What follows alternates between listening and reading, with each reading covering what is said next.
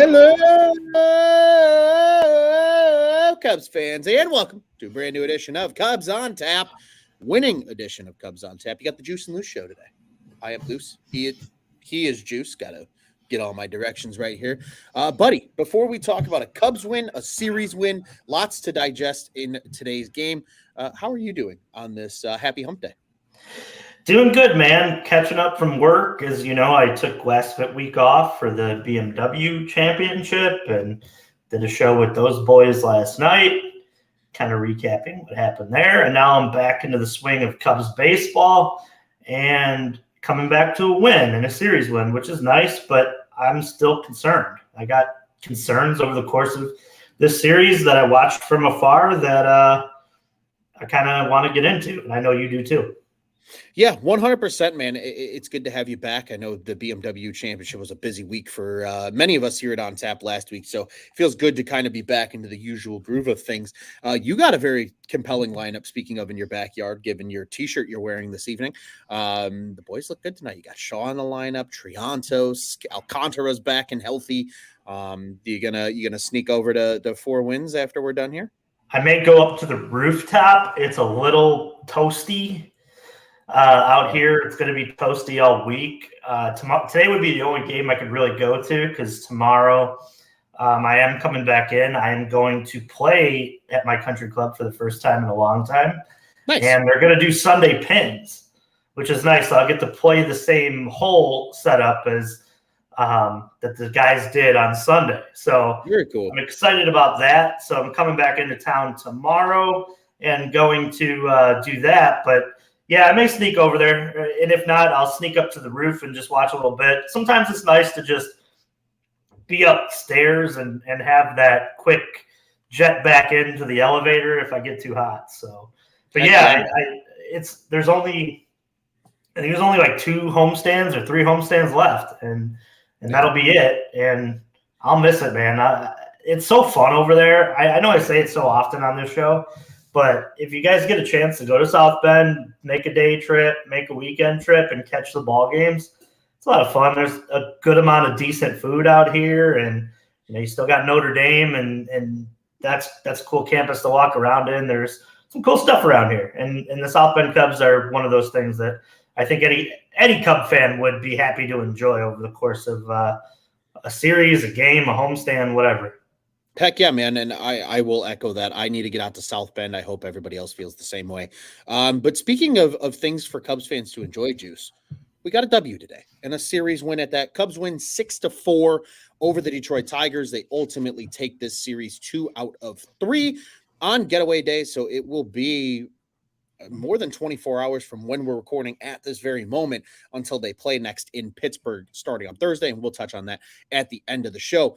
But Juice, let's get right into it. A really good start from this Cubs team. Top 2, you get the double from Candelario to drive in Seiya. Seiya with another really strong day. Just the 1 hit, but got on with a walk as well, scored the 1 run. He's been hot and really looks good, kind of in that 5-6 spot, depending on the day for this lineup. But in addition, top of the 3rd, Bellinger comes through with 2 men on, makes it a 3-0 game. And then Nicky Madrigal, who's hitting .345 with runners in scoring position, comes through and makes this a 4-0 game, Juice. And, at that point, I mean, we were all feeling good. The offense was getting the job done. Tyone was cruising. Things were looking up. What did you like, truthfully, from the bats today, especially through those, first 5 innings before all hell broke loose in the 6th? Yeah, don't get it twisted either. Scooble's nasty, man. He's got some great stuff. He's got that high velocity fastball. He's got that wipeout breaking stuff too. He's tough on lefties. I thought that, honestly, and this is just to echo what's been going on over the course of the last month, the offense is taking this team as far as they can right now. This is essentially the offense, and then whatever pitching you can squeeze out of this staff right now is, gravy. But that's just – I love that they keep winning series. Don't get me wrong. But I hate to go sour juice right now, but I kind of gotta, because can we really expect these bats to carry it all the way to the end here? Like, it's it's going to be difficult. The level of competition after this next 4-game set changes. There's a lot of teams in September who are in the playoff hunt, and I hope the Bats stay this hot. I'm not poo-pooing what they've done. It's been incredible. It's been awesome. They keep putting up runs. I think they're averaging, since the All-Star break, like 5 or 6 runs a game. Yeah. It's been really awesome to see this team hand the baton over. And, a lot of these guys who, came in like, Jamer Candelario and Cody Bellinger and some of the mainstays like Dansby Swanson, who's hitting up, and Yan Gomes has a big hit today. They're passing the baton. Everybody's contributing. And now we're seeing Seiya Suzuki get hot, so that lineup gets deeper. Mm-hmm. And now it's like, can we just get some pitching? Like, just a little bit. And that's why, I love the Bats. I love what they're doing. But my question becomes to you, Ron, and to anybody listening to this, can they continue to do this over and over and over again? Because it seems like at this point they're going to have to. Yeah, I agree. I think especially too, it's just from a depth thing in terms of the pitching, right? And we're going to touch on that here because I've got some thoughts on Tyone's start today as well, and want to give you the floor with that too. But to directly answer your question with the Bats, I think the offense has been so hot that this super hot streak is not going to continue, right? I don't expect them to score 6 runs the rest of the season every single game, right? They've been averaging over 5. Like, that's hard to do. That's very hard to do. Now, granted, this lineup seems conducive to that in terms of what guys have done in their careers, right? Dansby Swanson is traditionally a better hitter later in the season. It takes him a while to get going. Cody Bellinger is a guy that can remain consistent, and we've seen that since he's returned from the injury all the way back in June. I think the key will just be what can the supporting cast continue to do, right? Because we're starting to see a little bit of struggle from Morel, even though he came in and got a pinch hit today. I think that was good for his confidence. But you're going to have that little natural regression with some of these guys, and it's going to be just a matter of give and take, and really kind of how much do you want it, almost in a way, Juice, in terms of the Bats, because I think they see what's going on with the pitching rotation right now and kind of go, yeah, we might have to put a little extra weight on our shoulders when, in fairness, it was kind of the flip from the first half of the season, right? Outside of April, the pitching staff carried this Cubs team predominantly into that late part of June. And then the Bats started to get hot, especially coming out of the All-Star break, more recently. So I agree with you, man. It's going to be hard for them to keep it going necessarily for the whole season, but I think they can still give you those 4 runs a game. And to me, 4 runs is a magical number, right? Like, if you're getting at least decent starting pitching, 4 runs at least keeps you in the game. And if you can get those 5 and those 6 here and there, it's going to contribute. And Jake says it too. He was just going to bring up Morel as well. And then he says, if he can straighten things out, then I do believe this offense can sustain things. They need him to get hot before someone else cools down. And I agree, right? That's going to be the biggest key, because we saw it in May. When this team all cools down, they're shit out of luck. It's Belly and the boys at that point in terms of offense. But as long as if it's one guy regressing and somebody's able to pick up the slack, I think 4.5 runs as an average the rest of the season is doable. Maybe not necessarily uber realistic, but doable. I don't think it's totally out of the realm of possibility.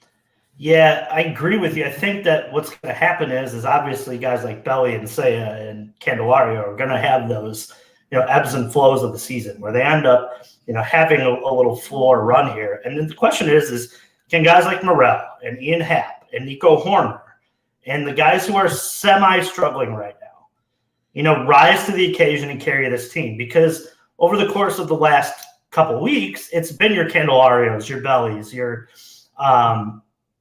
Gomes, those type of guys. It's going to be a flip of does Ian Happ live up to the contract he was paid? And if he's going to continue to bat in that 3-hole, he's going to have to be a guy who carries you for a month. That's what your 3-hole hitter does. We just went through a series not too long ago with the New York Mets, and the Cubs lost that series because of the Mets 3-hole hitter. That's exactly what this guy does, and that's what the third hitter is supposed to do. So when you look up and down this lineup, it's you would love to see them hit all the time. And the problem that I see is I am so close to like, I just want both to click at once because they're good enough defensively. If they could find the pitching, it's like the ceiling is the roof, as Michael Jordan would say.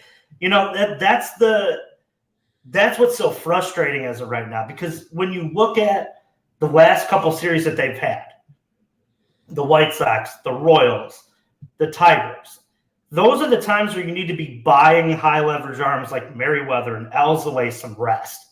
And they're just not doing it because the pitching prior to that, in terms of the starters, is not going deep enough to make these games out of reach.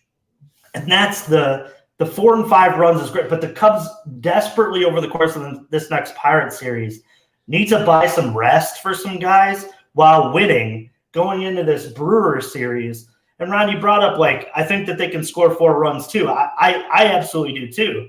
But do you trust this pitching staff enough to make 4 runs work with the way it's structured right now? I don't know, man. Like, I love Steele and I love what they've gotten out of Assad. But it's like after that, Kyle Hendricks has like a 5.80 ERA in August. He hasn't been very good. He's been very average. Drew Smiley's been just a car wreck.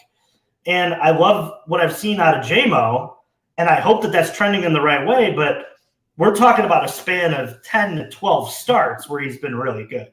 And that's great. But you know how easy it is for him to lose that fastball command, and then he's right back into what we saw earlier on in the year. I feel so shaky about the pitching staff that I'm like, man, like this offense has just got to pick it up. Like, and I hate to ask for that when they're averaging like 5-6 a game, but we need like 4 games against these tomato can Pirates who are playing well. That's the other thing too. They're not playing terrible, but like we need 4 games here where Michael Rucker gets to pitch more often, and Daniel Palencia gets to pitch more often. Like, you can't be running Merriweather and Elzaway and Leiter and like all these names over and over and over again. And you talked about it last night with Nick. It's like sometimes, eventually you're going to have to meet your maker with that. You know, eventually that runs out of gas. Yeah, the car gets 400 miles when it's full tank. But what do you do when you can't, you know, add in anything else? It's just – I feel great. Keep winning. That's awesome. But I want them to win in a blowout fashion this next series because they desperately need some rest. Yeah, I agree completely. You know, it's a hard situation right now. And I think this is where we might start seeing a different ask of the starting pitching staff. And what I mean by that is Justin Steele, we know, is a guy that's going to give you 6 and strike out 8 or 9 a game, right? But we've also seen the games where he can cruise 7 or 8, but maybe he's only striking out 2 or 3 guys because he's pitching to that soft contact a little more.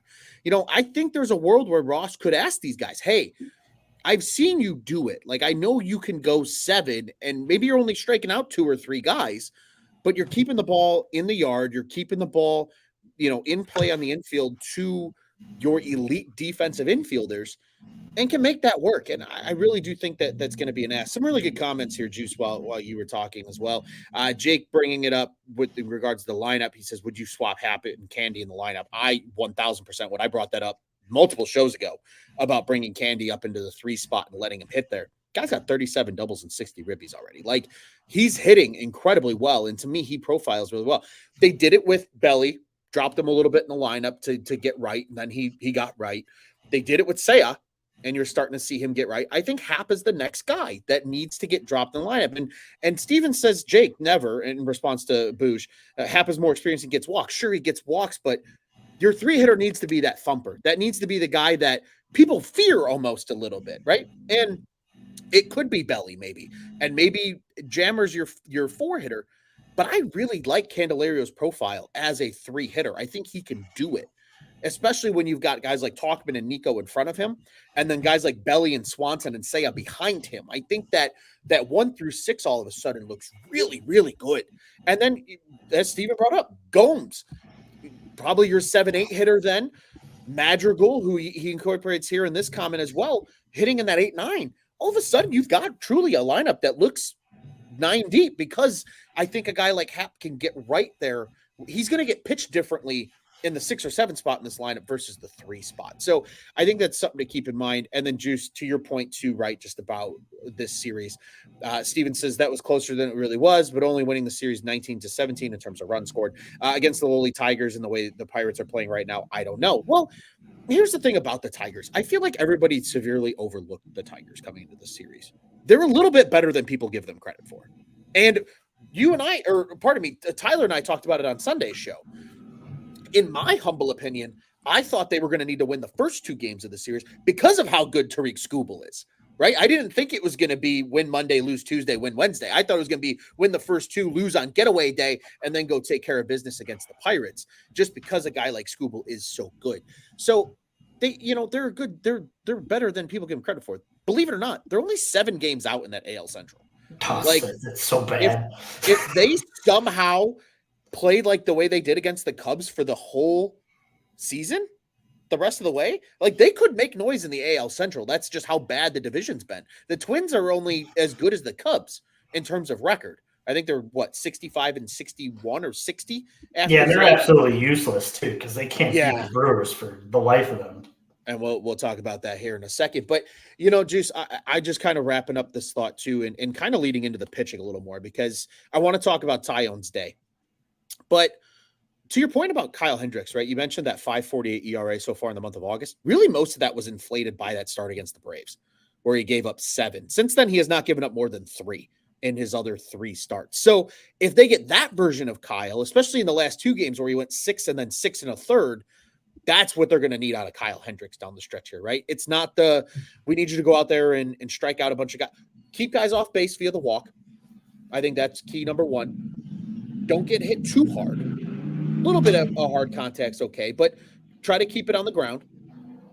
And don't worry about striking guys out. Just play to the soft contact and let your defense do what they do best. Nico Horner and Dansby Swanson statistically are literally the best middle infield in baseball in terms of a combined unit by like defensive runs saved. Let them do their job. Let Madrigal's played a fine third base. Let him take care of business over there if he's there that day. Or if Candelario's there that day, let him play third base. He looks really good at third. Same thing with first base. When it's Candyman or it's Belly, they look good at first base because they're competent first basemen. I swear to God, if Ross trots out Wisdom again at first, I'm going to blow a gasket. He did exactly what I wanted today. If you want to put Patrick Wisdom in the lineup, let him DH. That's it. It's the only goddamn thing he should do in this lineup. But also, what's the point of him in the lineup anymore? He gets 2 at-bats, and then he's defensively what they had I think did he get pinch hit for or I don't get it. He needs to go. Talkman pinch hit for him, and then Morel pinch hit for Talkman. So literally he had 2 pinch hitters for Wisdom in DH spot today. But so what's the point? Like, he's not bringing anything defensively. He's not bringing anything with the bat. He's below the Mendoza line. Like, cut bait at this point. Yeah. Like, I just there's somebody in AAA who's gonna put a better at bat than this. There just is, and I don't. It's just these little things about these Cubs that piss me off. Like, having the 3-hole for forever. Like, Wisdom still having a roster spot. It's bad. Like, Smiley, that series and that start he was going to have yesterday was never going to go right. Never. Even if he battled through, the best he was giving you was 4 innings. So what's the point? Mm-hmm. And this is why, like, they are so – I feel like they're not fixing the initial problems. Like, they're putting duct tape on this whole thing to just get this by, because some guys are grandfathered into David Ross's, like, just circle of trust, even though they haven't done a damn thing for forever. And it's so damn frustrating. And it's like, I hope they make the playoffs, and I hate to be sour juice here because it's a series win, and that's what they need to do for the rest of the season is take 2 out of 3. But let's be completely honest. Like, does it feel like it was that impressive, or does this feel more like at any moment this could come crashing down because this winning isn't sustainable. The way that they're doing this, in my opinion, and I may be wrong, if you disagree with me, tell me, Ron. I don't think that they can continue to win like this. At some point, they're going to have to pitch, and guys like Patrick Wisdom, who are in that roster spot, are going to have to produce in a moment of need. And that's why, like, it's so frustrating because it feels like this team cannot meet its own potential because of little minute shit like this. And that's what is the difference between that game being 7-0 and you're running out Rucker and Palencia, opposed to you need to use your top two arms at the end of it. And it's because you're giving 2 at-bats to Patrick Wisdom in a game that he hasn't hit since April or May. And that's what's the problem here. Like these games need to be blowouts. They can't be 2-0 wins here. I know the Tigers are playing well. I get it. But it's also like that's a team that's 11 games under 500. And these are the ones before you play the team that's ahead of you in the standings where you can buy some rest. And that's why, like, I'm so concerned with. I feel like this is and I know I may be wrong, but I feel like this thing is on the verge of teetering. Where if they can get some good pitching, it'll be okay. But these games need to be in the next 4 days, just tomato can, like 13-run rule. These guys, like, it's just absolutely. It's ridiculous right now, and it's driving me nuts. Yeah, and Jake says excellent points about the arm barn, especially Juice, and I do agree with you. I think they need to get good pitching, and truthfully, you know what? Like I think with today's game, and this is not we're not about to yell at each other here, Juice. This is not directed at you, but there are some real fucking angry ass people on that fucking. What did Rick Hahn call it? The cesspool, right? Yeah. Before he ultimately got canned. Now that cesspool is dancing on his grave.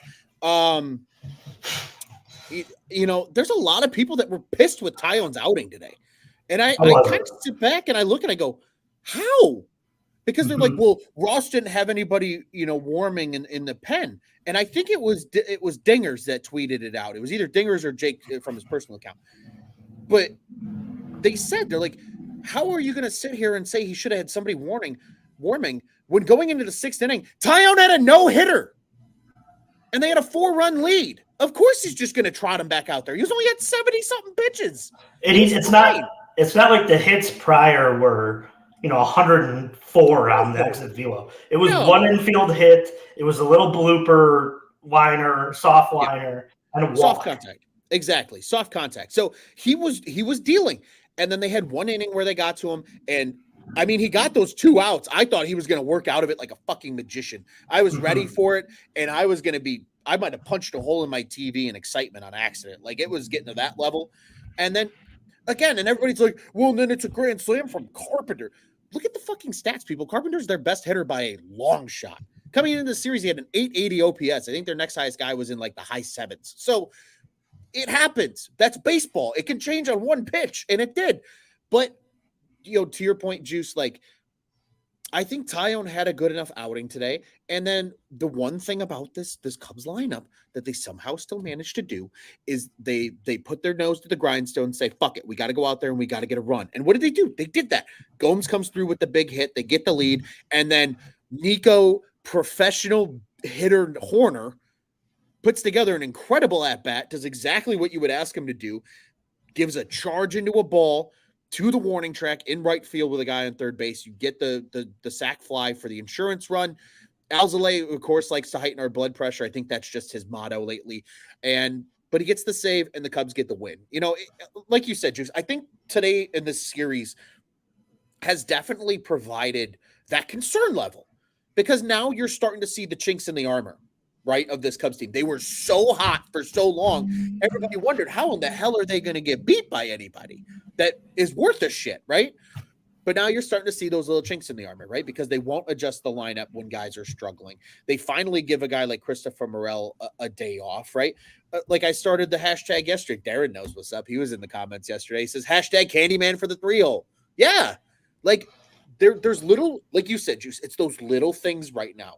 Those little, they really are kind of chinks in the armor that I think gives Cubs fans a little bit of that concern, because now you're starting to see water level a little bit. Now you need, like you said, excellent pitching, especially from Steele, Tyone, Hendricks, right? Those three right now need to be a quality start every time out at this point, or at least close. Like Tyone's start today was fine. I know it doesn't technically count as a quality start, but it was pretty fucking close, right? That's the type of outings you need from these guys down the stretch. And then you need to get whatever you can get out of Assad. And then they just need to figure it the fuck out in that 5 spot right now. And we'll talk a little bit about what might be happening here in the near future. And then you got the roster expanding in what, little over a week, 9 days, give or take. They really need to use those 2 spots that they get. Whether it's a bat, badly need it. Whether it's getting rid of a guy like Wisdom or sending him down. You can send him down. You don't have to DFA him. Just send him to AAA. Just send Wisdom down. Because right now you could bring up another bat in his spot, and then you could add either 2 pitching arms, which they could probably use, or you can add an arm and a bat, right? You have options then that this team is going to need to do, because it's going to be, like you said, Juice, there is legitimate concern. And I feel that concern that you feel as well. I see the chinks in the armor, and now it's a matter of, it really is on the players to, it's on the pitching staff to kind of, right, that inner competition. Hey, I'm going to go out there and I'm going to get that 6 or 7 today that we need. Especially a guy like Steele, right? Like that's, I'm kind of like, I'm kind of giving a friendly, kind of nudge and challenge to our boy, Mr. Justin Steele here. Be that ace, brother. Be that guy that, every 5th day. Be that slide stopper, right? The guy that, every 5th day's got giving you a chance to win. And if they get that out of him, you get the quality pitching that you've gotten recently, minus the Atlanta start, out of guys like Hendricks and then Tyone. This team's still got a chance, right? But they definitely, to me, the fifth starter spot is the largest concern by far, especially because they've gotten lucky with how good Javier Assad has been since he's been thrust into the starting rotation. Yeah, I don't know where it's coming either, too, man. Like this. And I know this is probably one of our transitions soon into, the Jordan Wicks watch, but God, man, that's a lot to ask, isn't it? Like, I mean, we're sitting here and, it feels different since you found out that Marcus Stroman has cartilage problems and you don't know when he's coming back, because he's that guy, right? He's that guy that gives you quality start. He's the guy that keeps the pitch count down because he does keep the ball in play and on the ground. Yep. So opposed to, and I don't know how they get there. I mean, maybe it's a combination of, I was in the comments last night with, Wisniewski and piggybacking with Drew Smiley or vice versa, or I don't know, figure it out. But the fact of it is that they cannot continue to just run 1.5, maybe 2.5, depending on who you ask. Guys that you feel confident can give you over 5. That's the issue right now. And that's why, like, I hope Jordan Wicks gets a shot, but I also hope that there's some type of fan understanding that this is a guy who is going to come up and pitch his first, major league appearance. Yep. And it's going to be in a playoff race, and it's going to be high value or high leverage. And it may be a situation where he's asked to go an uncomfortable amount of innings. Yeah. And to understand that with all that considered, it's going to be difficult to tamper that expectation.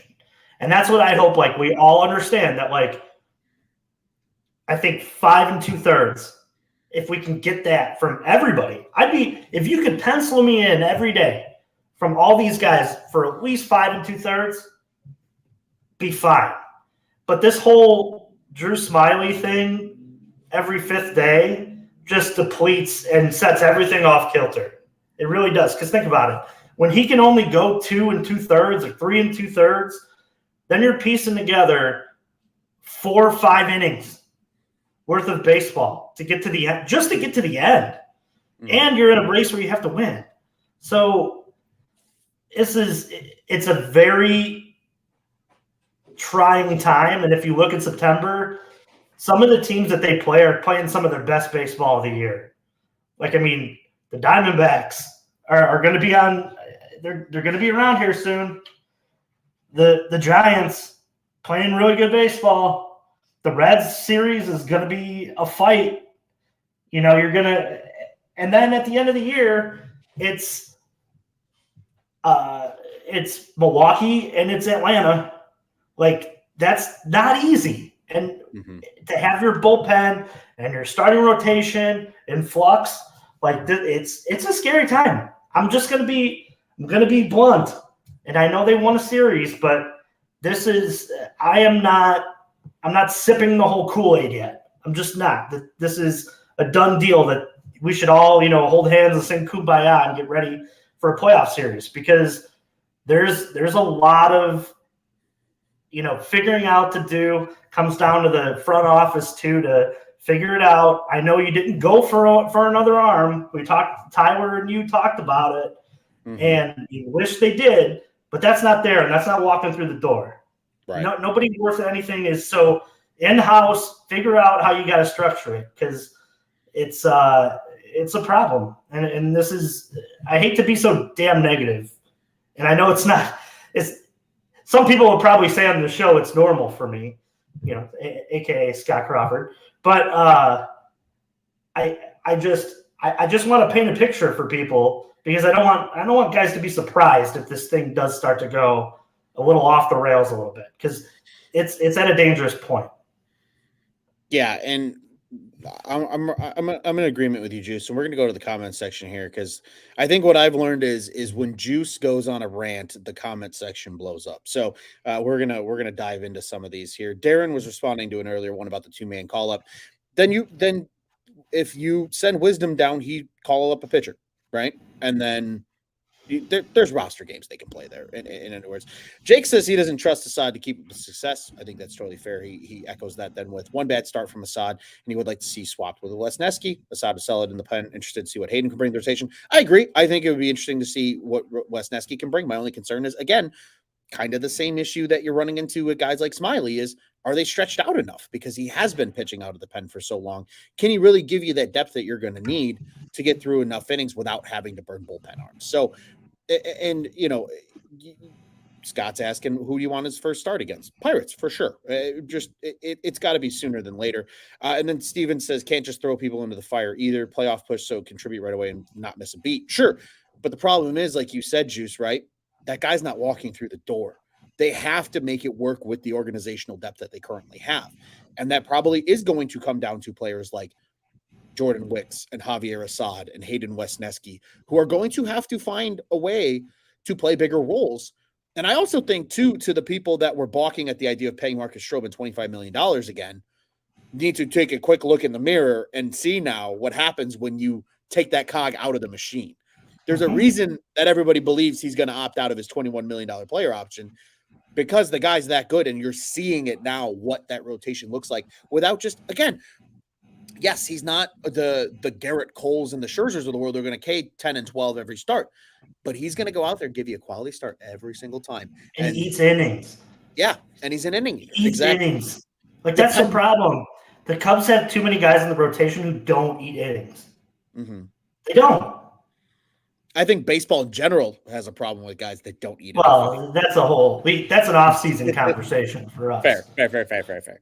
No, so I'm in full agreement, Juice, and to your fairness, right? The concern is there, but let's sprinkle a little bit less sour juice and more happy juice. Can't do it. We're going to pay for.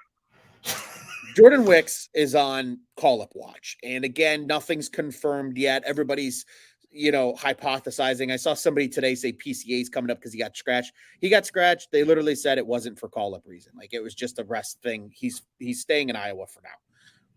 Does that stay for the rest of the season? I don't know. But Wicks scratched from his start today. It looked like he was throwing a bullpen probably to stay fresh in Iowa during that game. I think it was actually during Canario's home run at bat too, which is kind of funny that it was, I believe, Brad on Twitter, the very, very big prospect follower.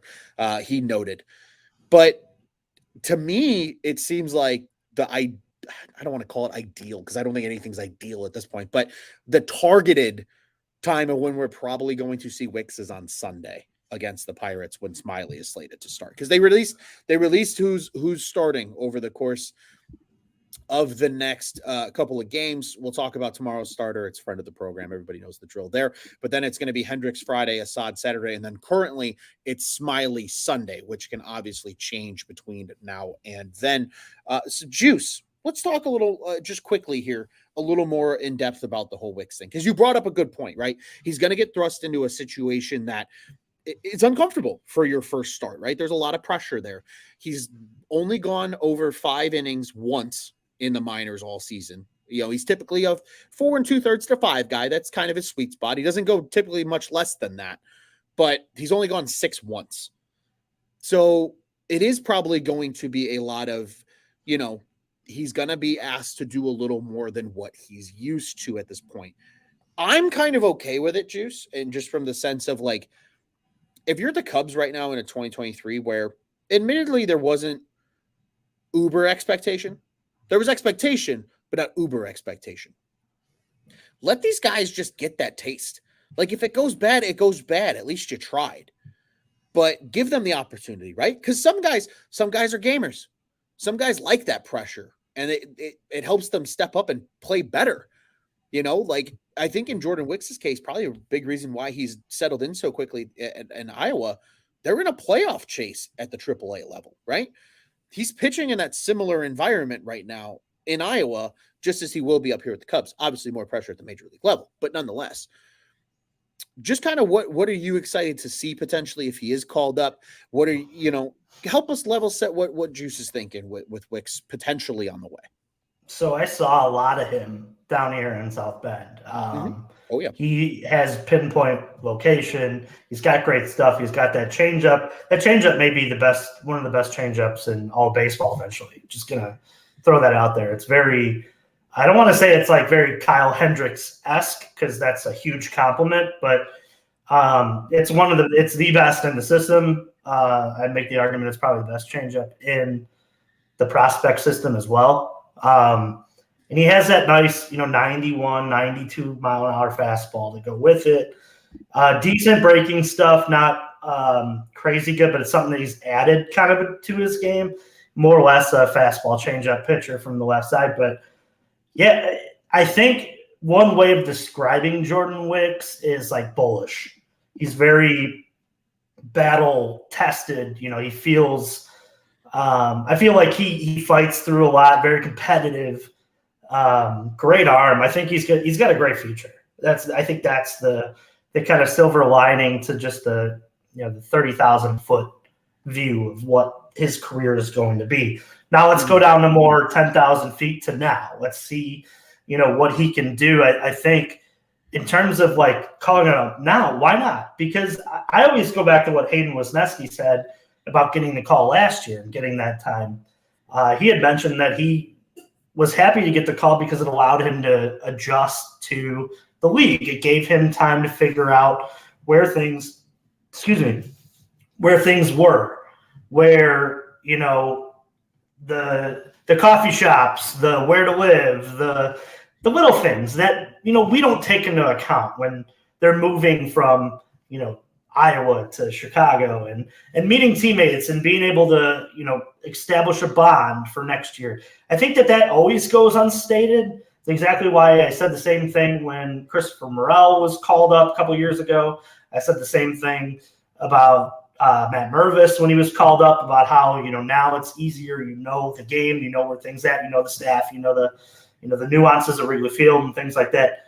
So I think that why not? I mean, you start to look at what's available in terms of arms in general in this system.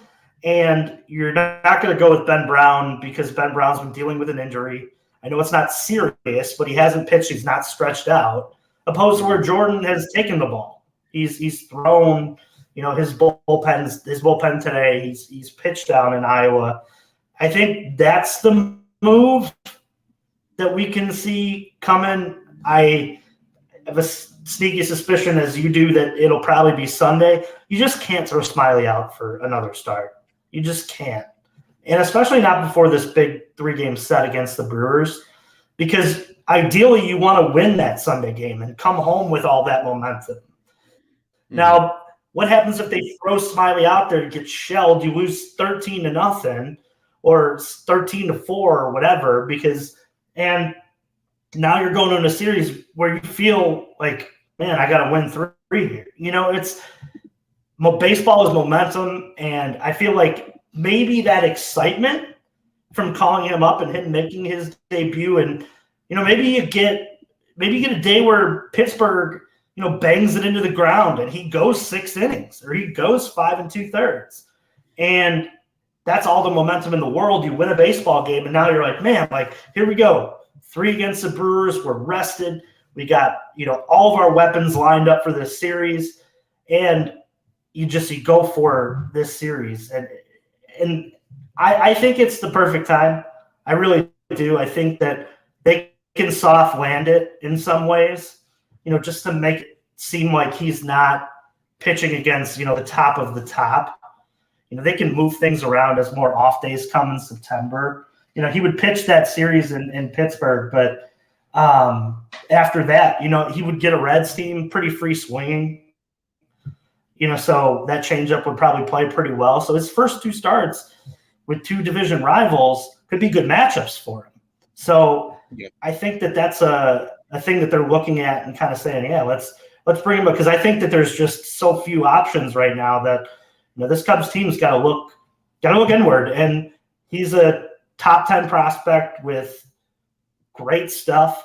And let's see if it plays at the big league level. What's the worst thing that happens? He gets shelled and he gets sent back down. He just wasn't ready. There's not much to that. Then you're right back at square one, right? The best thing that happens is he shoves, and now he's in the rotation, and you can feel confident about your 5 until you can get Stroman healthy, maybe, hopefully. Yeah, I agree. I have nothing else to add, Juice. I think you touched on all of it. Just a couple of quick comments here from the comment section. Scott wants to know what was Wix's record on Sundays in South Bend, because the Cubs team just can't win on Sundays. Darren said a little bit earlier in regards to PCA, says he thinks we're going to see PCA at some time, or they wouldn't be playing him in the corner outfield spots. He's only played 8 games in the corner outfield spots in 2023, though, and those were all at AA Tennessee. He's only played center field at AAA Iowa. So, but again, fair. I mean, again, he's an athlete. He can outfield's outfield. If you could play center, you can play the corner spots, is kind of my thought process in terms of that. And then Darren was responding, good question mark to Scott's question a little bit there earlier. Juice, final thoughts as we look ahead to Pittsburgh. Can we win blowout games for once in a while here? My heart is just not strong enough right now to deal with 2 wins that make me feel like my heart's beating out of my chest. Let's get some ass beatings, as they say. Yeah, like you and I always say here on the Juice and Luce show, low stress wins are cool and tough. Juice, Cubs win 6-4, take the series from the Tigers. We don't see the Tigers anymore this season, but a team that we will see a decent amount yet. I believe we see them for one more series in September as well, is the Pittsburgh Pirates. Cubs will start a 4-game set with the Buccos starting on Thursday at beautiful, I will call it beautiful, PNC Park in Pittsburgh, Pennsylvania. I got the honor to go there for the first time this year, and it was gorgeous, and I want to go back. This will be a 6:05 Central Daylight Time start, so 7:05 in the Eastern Time Zone. It will be ace Cy Young candidate, Mr. Justin Steele on the bump for the Cubbies, 14-3, 2.80 ERA, and it's currently TBD for the Pirates. It don't really matter who they trot out there. I just want somebody that throws like Rich Hill used to, and the Cubs can tee off on. So, Juice, It's game one. We'll be back after it. So no, we're not going to look at the whole series right now. We'll do that after tomorrow's show on Thursday. But what do the Cubs need to do to get off to a good start here in this 4-game set? Pitch and put up a bunch of runs and give the Pirates no hope from the beginning. It'd be nice to just see teams like that quit, because they will. Teams are starting to get towards the end of the year. They're booking their vacations opposed to doing extra workouts, but they'll stay in a game if you let them. So let's kick the crap out of the Pirates and gain a bunch of momentum going into the Brewers series. It'd be nice to see them do that. And the Pirates are 4-6 in their last 10. They play a little better at home than they do on the road, which is pretty normal, but still an under 500 home team. And they're just not good. They're really not trying to be good. So free cheese, as Stacey King says. So throw it down into the post and let's get some layups here, man. It'd be nice to have some low stress wins. Low stress, please. Pitch and Absolutely. hit. I'm right there with you, man. And like you said, better at home than they are on the road, but they're also egregious against teams that are better than 500. They beat up on the shitty teams like the St. Louis Cardinals. So that is to be expected. Team, just quickly, that I got a bone to pick. You mentioned got a bone to pick. Fuck the Minnesota Twins and every team in the AL Central, because they couldn't do anything to help us with the Brewers. Brewers take that 2-game series. So they've won 5 in a row. They're still comfortably 3.5 ahead of the Cubs. Cubs can get that half game back tomorrow with the W on Thursday. The Brewers are idle on Thursday. They start a 3-game set with the Padres in Milwaukee starting on Friday. So I think we're all Padres fans for the weekend. San Diego, which of course means a whale. Be nice to see. So hopefully we get some help from the Padres this weekend, and hopefully the Cubs take care of business tomorrow. Juice, before we get out of here, reminding everybody, Cubs on Tap. 1 of 2, you know the drill. Shows here at the On Tap Sports Network covering the Chicago Cubs. Check out our boys over at the Dingers podcast, Jake Bunowski in our comment section today, a part of that crew. They were live on Monday night. Great show from them. Kind of borderline calling the whole Wicks situation. So as soon as that becomes official, you'll hear the Dingers boys banging their chests a little bit about calling that one accurately, as they should. You can rewatch their episode from Monday here on the On Tap Sports Net YouTube channel. You know the drill. Like, subscribe, hit the bell button, the whole deal. Or you can listen to it wherever you listen to your favorite podcast. Follow them at Dinger Cubs on the socials. Follow us at Cubbies on Tap on the socials. He's at Juice on Tap. I'm at Luce on Tap. Juice on Tap. Luce on Tap. Juice on Tap. Luce on Tap. Crack them, lock them, and fuck them. Follow that guy at Joey Knows Nothing, at Teddy Freddy 270, at Nick _ on Tap, at Bulls Guy Rob. You know the deal. At Tyler Smith ISL as well. Big shout out to him with the coverage in Indianapolis. He also called it. He said Marcus Stroman was going to be a big key to this Cubs postseason potential, and we're seeing it. We're seeing it, Juice. So be sure to follow Tyler Smith as well. He's a great new contributor for us here at the Cubs side of the house. You know the drill. Bulls, Bears, Blackhawks. We got it all, and it's more of the same for the White Sox. They got 14 hours of jubilance, and Chris gets promoted, and whatever his name is, Dick Moore is their Dick Moore. Puppet. I don't know what his name is. I'm calling him Dick Moore. Dick Moore. He's going to be the new puppet for Chris Getz, and everything's going to be the same. And Jerry's just going to continue to run the White Sox in the ground. So send your now miserable friends after being excited friends to our should be excited but miserable friends over at Sox on Tap, as they do a great job covering the Southsiders. Darren thinks our motto should be, why the hell not? We've got holes. I agree. Why the hell not, you? Why the hell not? Holes. We got holes. I think we're just leaving it. We got holes. We got holes. OnTapSportsNet.com, at OnTapSportsNet on social media. You know the drill. Follow us. Check out what's on tap at On Tap Sportsnet in Chicago sports. Juice, always a pleasure, buddy. Cubs win. Take the series against the Tigers. Hopefully they can beat up on the lowly Pirates. And we're singing good graces tomorrow. Cubs on Tap back with you tomorrow, Thursday night after that game.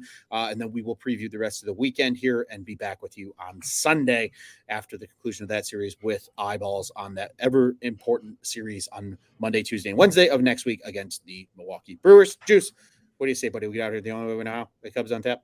We got holes. And let's go, Cubbies.